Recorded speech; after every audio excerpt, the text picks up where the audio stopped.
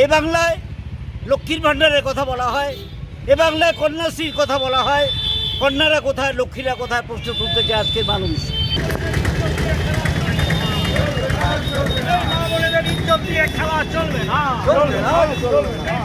রাজ্যের স্বরাষ্ট্র স্বাস্থ্য দপ্তরের পক্ষ থেকে কোনো এফআইআর করা হয়নি কেন? পথে নেমে প্রতিবাদ বিক্ষোভ আইনজীবীদের।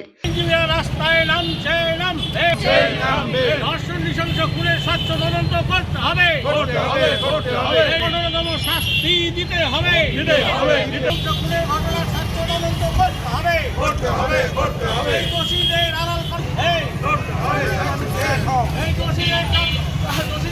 করা চক্রান্তের।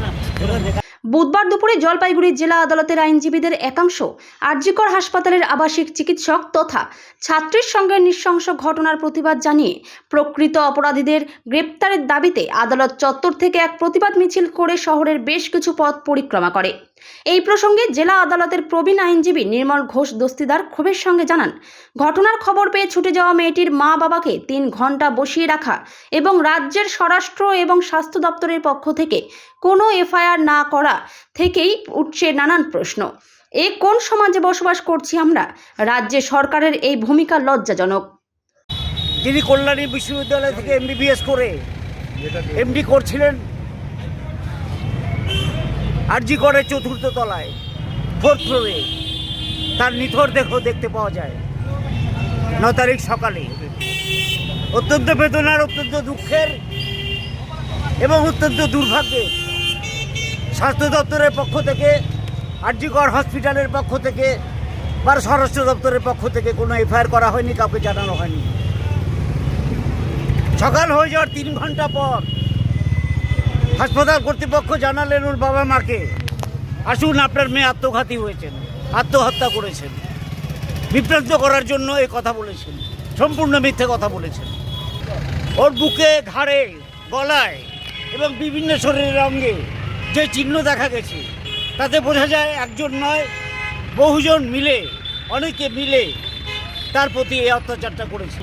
বিভিন্ন জায়গায় ডাক্তাররা, বিভিন্ন রাজ্যের ডাক্তাররা কালো ব্যাজ পরে রোগী দেখছেন, সকলে পথে নেমেছেন। এ লজ্জা কোথায় রাখবো? এই বাংলায় লক্ষ্মীর ভাণ্ডারের কথা বলা হয়, এ বাংলায় কন্যাশ্রীর কথা বলা হয়। কন্যারা কোথায়, লক্ষ্মীরা কোথায় প্রশ্ন তুলতে চায় আজকের মানুষ। আমরা প্রত্যেককে বলতে চাই, পশ্চিমবঙ্গের নিরাপত্তার স্বার্থে সমস্ত মানুষের রাখা উচিত।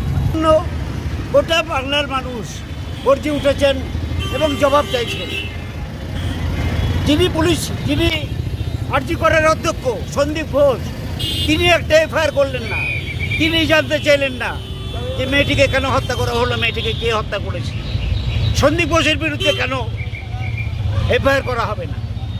সেই সন্দীপ ঘোষকে আরজিকর থেকে সরিয়ে দিয়ে পুরস্কৃত করা হলো ন্যাশনাল মেডিকেল কলেজে।